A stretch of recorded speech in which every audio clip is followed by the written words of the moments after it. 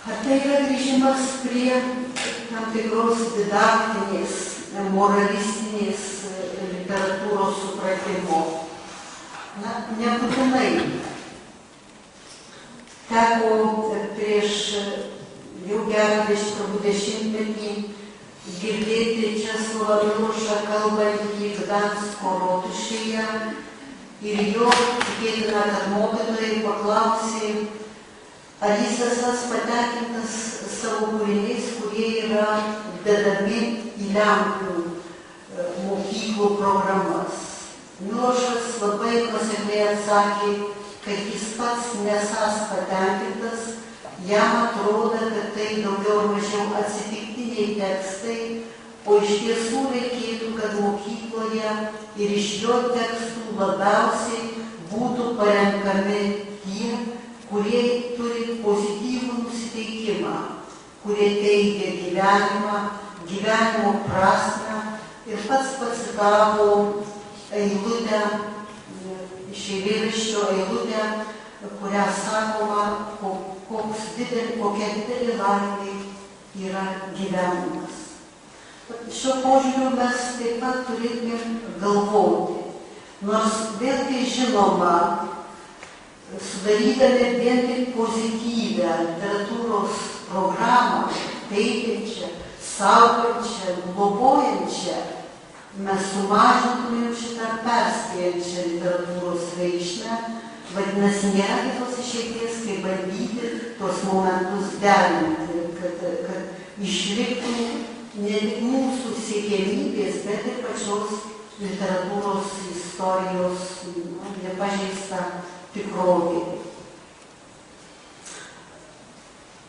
Be abejo, aš manau, kad programą, mokyklinės literatūros programą turi sudaryti klasika, kad ji yra stuburas, kad tos dabarties literatūros mes neturime stengtis turėti programoje daug.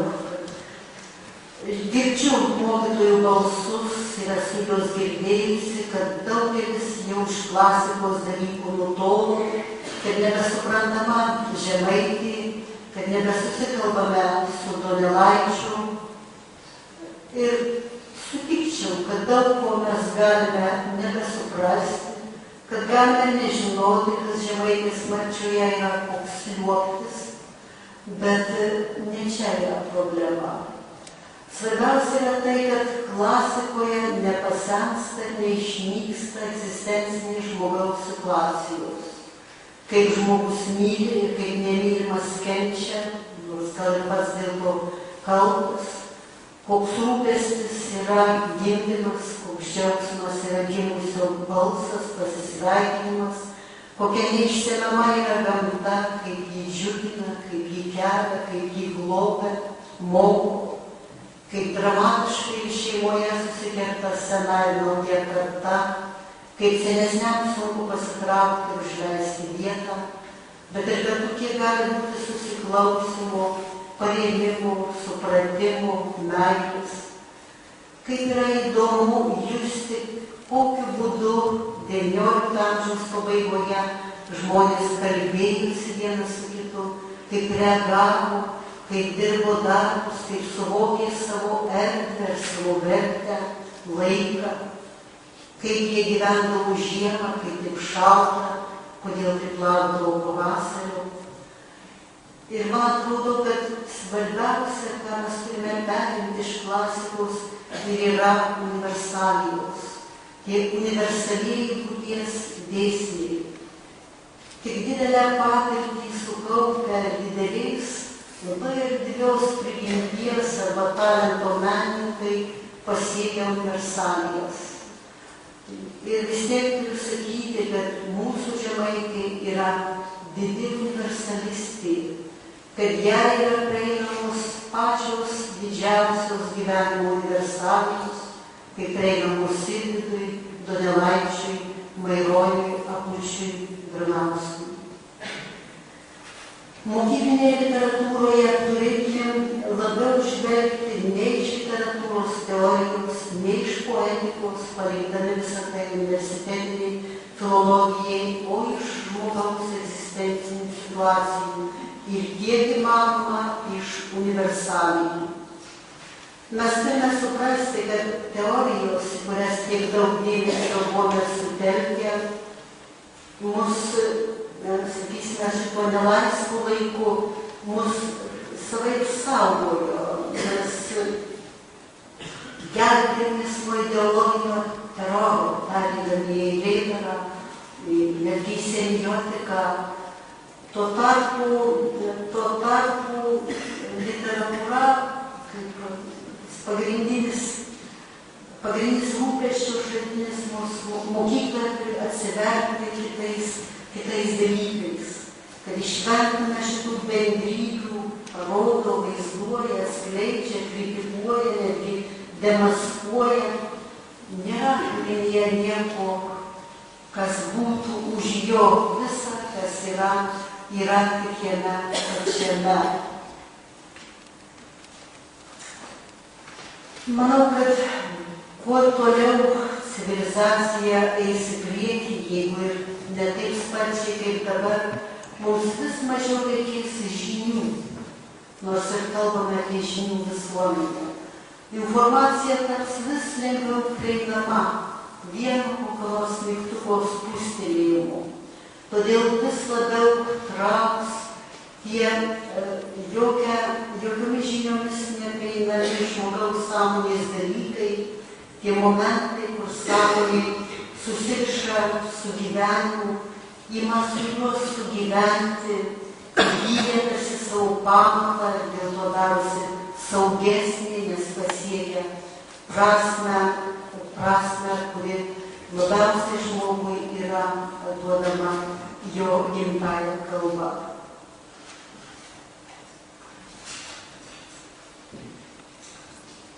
Be abejonės mokyklinė literatūra reikia istorijos jutimo, praeities jutimo, ne tik sunkiojo jos alsavimo, bet ir apglobiančių, paremiančių jos gestų. Supratimo, kad ir šiandien mums yra gera gyventi, nepaisant gyvenimo sunkumo, nes mūsų nepersekioja dėl įsitikinimų, pažymų, religijos. Ir tai yra tokia didelė vertybė, kurios jutimas neturėtų išnykti iš žmogaus sąmonės. Kaip ir suvokimas, kad tavo saugumas yra ir kitų saugumas, kad valstybė vis tiek yra stogas, kuriuo tu turi rūpintis ir jokie pilietiniai žmogaus jausmai negali būti ugdomi be istorijos jausmo. Be suvokimo, sakysime, kodėl tik vienam maironui, vieninteliam mūsų poetui dera lietuvių nacionalinio poeto vardas. Iš kur susidaro šitas reikšmės, visas kristalas, visa visuma? Lyg ir Maironio galima daug ką paaiškinti. Dabar dėl šiek tiek, turiu čia daug ką praleisti, dėl sovietmečio arba tarybinio laikotarpio, kaip jį vadintume. Man atrodo, kad šitame laikotarpyje yra tokia literatūra, yra sukurta tokios literatūros, kuri nepriklauso nei socialistiniam realizmui, priklausydama, būdama savo laikę, išeina tokia bendrąją jau laiko trajektoriją ir yra vardų Juozas Aputis, Romualdas Granauskas, Vita Vaičiūnaitė, Marcelijus Marcinaitis, Jonas Prilkūnas, Vitas Gerda, Antanas Ramonas, Jurgis Kunčinas ir dar toliau minėčiau, kurie pasiekė lygį, kai jie visi yra pirmieji. Jų nebegalima išvardinti aukščiausias, žemesnis, dar žemesnis. Šita hierarchija, kai yra pasiekiamas tam tikras lygis, jį nebegalioja. Todėl yra problema, kai mes programoje bandome vieną vardą iškelti, o kitą to paties lygmens padaryti kontekstiniu vardu. Čia tikrai yra didžiulė problema ir aš nežinau, kaip ji turės būti išspręsta. Manau, kad lieka papildomas kriterijus, kuris rašytojas yra skaidresnis, aiškesnis, vientisesnis, suprantamesnis, kuris labiau turi tokių sutelktų tarsi moralinių kriterijų arba pozityviųjų kriterijų. Aš šio požiūriu rizikuočiau ir mąstyčiau, kad, sakysime, yra tokia riba, kuris skiria pirmaeilius literatūros kūrėjus nuo tų kūrėjų, kurie yra mokyklos autoriai. Ir, sakysime, sunkiai įsivaizduoju Nyką Niliūną kaip mokyklinį autorių. Turiu abejonių ir dėl Sigito Gedos, sakysime, pirmavimo prieš Marcelijų Martinaitį ir dar didžiai apgailėdama Joną Strielkūną, kuris yra skaidrus, labai pozityvus, istoriškas, ir visom kitom gerom savybėm pasižymintis autorius. Neatmestina, žinoma, ir asmenybės problema, neatmestinas gražus gyvenimas, neatmestinas prasmės momentas pačiame gyvenimo tame lygmenyje. Tikėtina, kad jei tą gyvenimą pasiseka rašytojui ir geram rašytojui išgyventi, neprasigiriant, nešmeižiant, neskundžiant, nepakeliant rankos prieš artimiausius, yra nemenkas dalykas. Žinoma, kalbame apie kūrėjų asmenybės prieštaringumą ir labai tas kalbėjimas mums kartais yra neišvengiamas ir tam prieštaringumui daug atiduodame, bet įmanoma kalbėti ir apie vientisumą, apie siekiamą, o kartais ir pasiekiamą darbą. Asmenybių problema, kuri taip kūrybiškai ir novatoriškai yra įvedama į programų struktūrą, be abejonės yra svarbi. Ir iš naujo dar permąstytinas yra laikotarpis tarp 40-ųjų ir 90-ųjų metų, 50-metis. Asmenybės ten, kiek aš prisimenu, yra parsikviestos iš tolimų kraštų, iš Amerikos, tiesa ir iš Europos. Mano supratimu, negali tai būti, negalėjo tai būti ir taip nebuvo, kad čia, kur gyveno žmonės, kur dirbo žmonės, kur kūrė žmonės, nebūtų buvę asmenybių kilusių ir iš literatūros lauko. Šitas laukas taip pat turi būti užpildytas.